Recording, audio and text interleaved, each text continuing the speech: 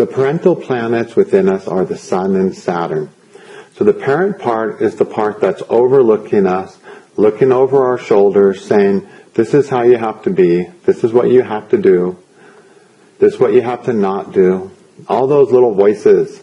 There's basically this programming that dictates our behavior. This program is really, really important because it can facilitate who we are and facilitate our happiness, or it can get in the way of that. Okay? Now, essentially, what the parents are trying to do is take care of ourselves, take care of us. Okay? Now, there's universal parental principles that apply to everybody. And in Christianity, they call those the Ten Commandments. Those are parental principles that apply to anyone to have a good life when they're understood correctly. Yoga also has this arrangement of what we call yamas and niyama. Okay? Now, yama is a bridle, like on a horse. And you use that bridle to rear that horse in, to control that horse.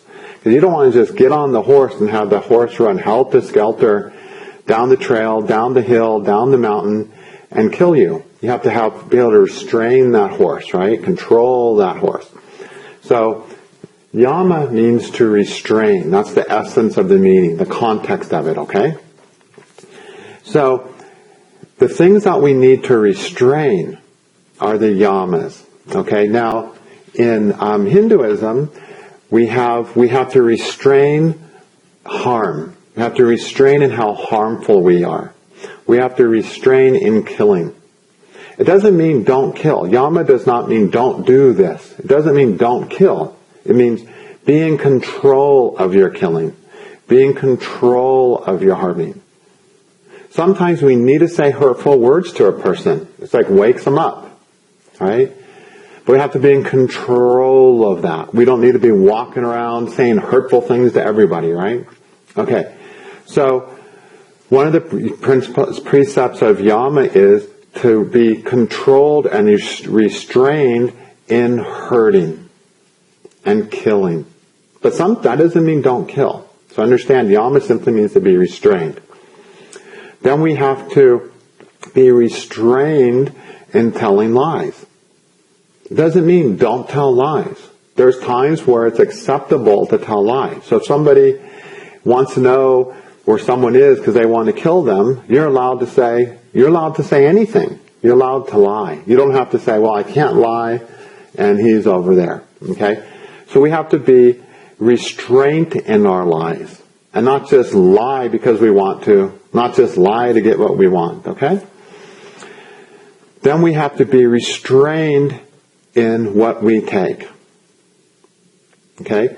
Meaning be restrained in what you steal. Does that mean never steal? No. If you're starving to death and your wife is starving to death and your kids are starving to death and you can't get a job, go steal. Okay?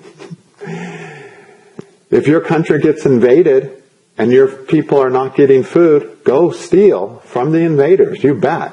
Okay? But we want to be restrained in our steal. We don't want to just walk around taking everything.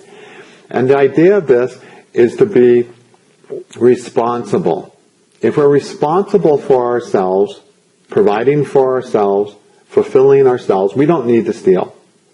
But the restraint needs to come into place if someone's irresponsible for taking care of themselves. I'm not going to be responsible for myself, so I expect you to pay my rent. That's stealing. Okay? Whenever we're not responsible for ourselves and expect someone else to be, that's stealing from them. Okay? So we need to be restrained in stealing. And what that means is that starts on a foundation of responsibility for ourselves. Otherwise, we're going to steal. But if we are being responsible for ourselves, as much as circumstances allow, and we're starving, and our kids are starving, and our wife is starving, go steal. Okay? So we need to be restrained in this. The other thing we need to be restrained in is unleashing our sexual energy. Doesn't mean don't have sex. It means be in control of it, being restrained of it. Okay? Have self in the right situations, in healthy ways. Don't just go out there and have 5 orgies a week and wondering why you've got a disease and you're 30 years old and dying. You know? Duh. Okay? Or while you have 8 kids or 8 patrimony suits against you, and all of a sudden you have to work 10 jobs or go to jail to pay all these single moms for making them pregnant, right? So, having control of the sexual desire. And then also, having the last yama, the last restraint, is having control over what we want. Having control of our desires. Restraining our desires. It doesn't mean to have no desires. It means to be controlled, to be restrained, and exercise self-control in that. But it doesn't mean every once in a while not to give yourself a little present for a good job well done. Okay? So these are the restraints. So everything, and these are restraints that if we don't follow, we're gonna train wreck our lives somehow. If any of these get out of control, one day we're gonna go, shit, I screwed up my life. Doesn't matter what your religion is, what your goal is, what your profession is. If we don't, these are universal restraints. Okay? But then you have your personal restraints, based on who you really are. Saturn is there to say, don't do that. Because of who you really are. Maybe you're really a person who wants to be enlightened this lifetime. Now that changes things. Maybe you're a healer. That changes things. You know? Maybe you have a weakness for something. And then you have to restrain something specifically. So based on who you are, we each have our customizable restraints. Things that we have to say no to. And control. And not let ourselves go crazy about. Okay? We have certain things we have to not do because of who we are. Those are extremely personal. There's no rules to that. No rules at all. Okay? Now, on the other end we have the niyamas, which means, ni means don't. Don't restrain these. These are the non-restraints. Go ahead, let those horses go wild. Throw the bridle away, ride that horse barefoot, bareback, kick it in the ribs, and take it as fast and far as you can. You can do that with these things. One of these is purity of body and mind. Go crazy purifying your body and mind. Okay? You know, go crazy with good food, go crazy with fasting, go crazy with purifying your consciousness through meditation and affirmations. Go wild on it. And in fact, if you do that, somehow your bills get paid, you know? You're allowed to go crazy on these things with no repercussions. Okay? Then the other one is contentment. It's like self-contentment, being at peace with yourself. Just contentment with nothing. Yeah, go crazy learning contentment. Go crazy learning to have nothing and have peace and happiness. Okay? Then the other one is discipline and sacrifice for others. Go crazy with discipline. Be as disciplined as you want to be. Make as many sacrifices for others as you want. You can go crazy on those, and it's not going to cause you problems. If you're doing those things, it's just going to create a magnetism that makes things work in your life that you're maybe otherwise neglecting because you're going crazy with these things. You don't have to curb these, okay? And you should do some of these, okay? The other one is self-study, self-contemplation. Go crazy with that, okay? And then there's the surrender to something greater than yourself, a belief in God. Go crazy with that. You don't need to curb that. You don't need to restrain that. Throw that bridle away. So these are the things we need to have no restraints with, and which we should do some of all of those. And the more you can do of those, the better. Okay? If you're not doing some of those, you're going to lack in life. Your life is not going to work out as good as it could. Okay? And the more crazy you would go with these things, the better. Alright? So those are universal principles. Yama and Niyama. The things you have to rein in, and the things you can just let that horse go wild with as much energy and force as you can find. Okay? Now, then, according to who you are, there are certain things you need to focus on. That you need to do. And that's your sun in your chart. Okay, so the sun is what you are, and therefore the things you should be doing. The things that are right for you to do. And then there's Saturn, whose things that's based on who you are says, no, because of who you are, don't do these. And these are fully customizable. Okay? If you have a healthy sun and you have a healthy Saturn, all the information, the information that came into your consciousness as you grow up, the things you observed, the TV shows you saw, the things you saw your parents do, and so on, are going to sink in and actually vibrate and correlate to who you really are. And you can follow those, and it's going to support you moving forward with your life. That's ideal. But chances are, a lot of the stuff you were told to do or told not to do have nothing to do with who you are.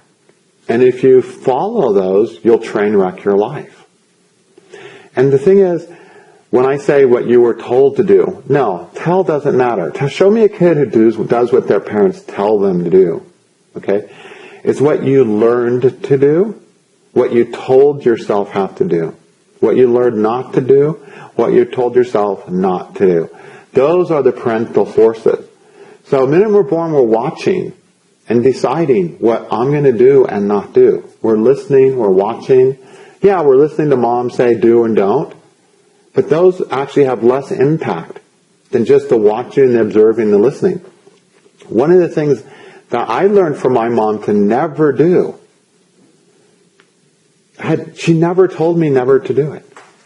But I was like, I'm never going to do that. It was like my greatest fear to do this, She never said, don't do that. I inferred it. From other things she said, I created this image of, don't ever be like that, And if I had gone to my mom and said, Mom, remember when you said don't ever be like that? She would have slapped me and said, I never said that, dummy. Go do that. That sounds wonderful, But from my view as a kid and a young adult growing up, I got this idea in my head, don't be like that. That's bad.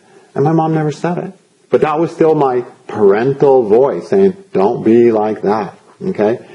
So, we have all these ideas inside of ourselves. Those ideas are the parents. To do this, don't do that. You're good if you do this, you're bad if you do that. You're good if you do the sun thing, you're bad if you do the Saturn thing. Okay? Your life will work if you do the sun thing, it'll go to hell if you do the Saturn thing. So every idea we have that says, if I do this, I'm fucked, or I'm in trouble, or I will die, or I am a bad person, that's Saturn. And every idea you have in the head that says, be like this, do this, achieve this, live like this, that's the sun in your chart. Okay? And none of these things may have anything to do with you if you have very bad internal parents. If you have great internal parents, a high percentage of those things will have to do with who you really are, and therefore they're valuable guidelines in your life. Lots of things that we grow up thinking this is the right thing to do, this is the wrong thing to do, are great things, but they're not right for us. So it can be a great pair of shoes, but if it doesn't fit and you try to walk in it, you will not reach your destination. So a lot of these parental parts of ourselves need to be re-examined and revisited. How many of them? Well, we study the sun and we study Leo, the sun sign, where the king sits, telling us the right things to do. And we look at Saturn and Saturn signs, which are the trash can, where the signs of don't do that, don't do that, don't do that. And Saturn's like, don't do that. We look at those and we see how the planets are in there. Healthy planets there show, all right, the do's and don'ts that are lodged into our head, the should and shouldn'ts, the rights and wrongs, that this will work, that this won't work, things in our head, actually correlate to who we truly are, what we're really here for. If those are afflicted, they don't.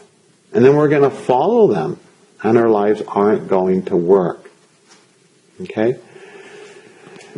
So, we have to examine these things, these parental ideas, and say, okay, is this really true to me? To who I really am, to how I really need to grow? Okay?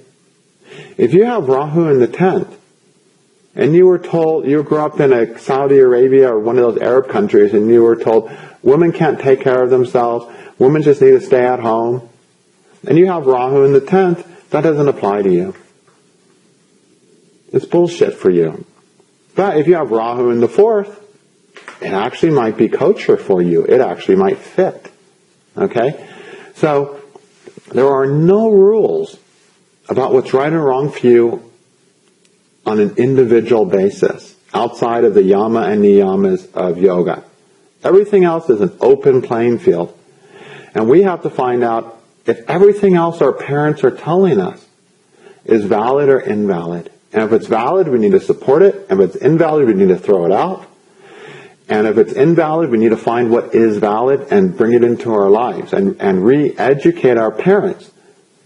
So the things that we naturally do or don't do are truly going to support who we are.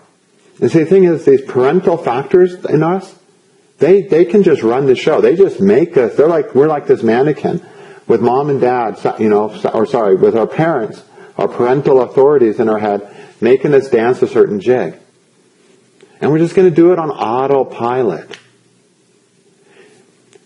Because it's a powerful force that comes out of the unconsciousness and just makes us behave a certain way in a certain situation.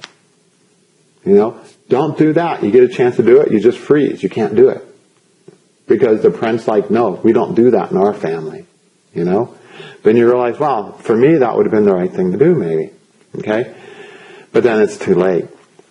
So, we have to start observing our parents, contemplating ourselves, go crazy on the self-study, on the self-contemplation.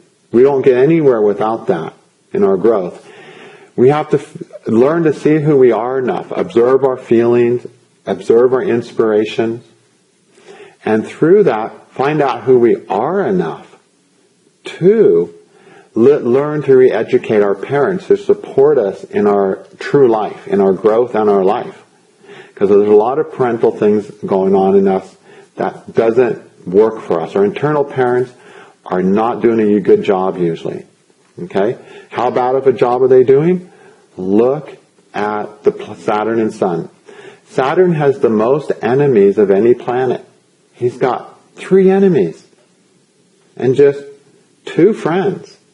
So, Saturn is telling us to not do so many things that we should be doing. Okay? And instead, we're doing lots of things that we shouldn't be doing because of that bad parental influence of Saturn. Okay?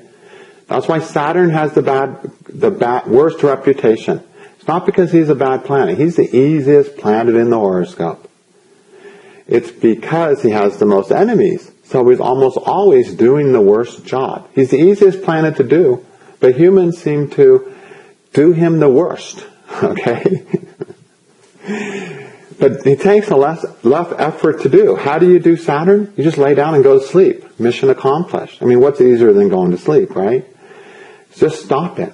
Say no. Done. Over. That's Saturn. It's that easy. But we have the hardest time doing that. Okay? We'll cover all this when we deal with the Avashtas. So, Saturn can cause a lot of problems in causing us to not be restrained in the right things and to be restrained in the wrong things more than any other planet. The Sun, luckily, only has Saturn and Venus as an enemy, and then he gets Jupiter, the Moon, and Mars as friends. He's the opposite. He has 3 friends and 2 enemies, compared to Saturn, 3 enemies and 2 friends. So, Sun is more often supported. I mean, more chances are the Sun's going to have more ideas about who we really are and how to tell us, more guidelines about who we really are. But then Saturn's going to come right back and screw it all up. And the beautiful thing about astrology is, how does that balance out? Well, it doesn't. It equilibrates. Because Saturn is the child of the Sun. So basically, Saturn's having the same impact. Which means, it's going to, as Sun, which means, how well are you listening to the right voices? And that's Sun and Saturn. How healthy are your parents guiding you? That's Sun and Saturn combined. And there's no differentiation in the effects. They're either guiding you right towards who you really are, or they're train wrecking who you really are, making you something else that includes misery and hopelessness and despair and wondering what the fuck you're doing on this planet. Okay? Because if you don't live out ourselves, nothing else can work. So these parents are powerful, important parts of us. And if there's afflictions to them, we need to make a huge effort of go crazy on discipline, go crazy on self-study, go crazy on purification, and re-educate those parents. That's what it takes to re-educate them. And then you have to go crazy on surrender and say, I'm moving out, Mom. I'm just going to go for it and see what happens. I mean, that's scary, right? That's surrender. So a lot of the things that we have no restraints about, the niyamas, have to do with just basically not listening to our parents.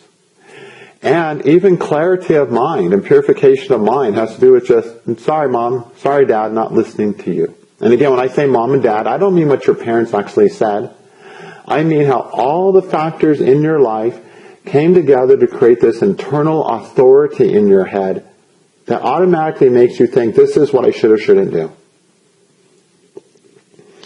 Because many of those things have nothing to do with who you really are.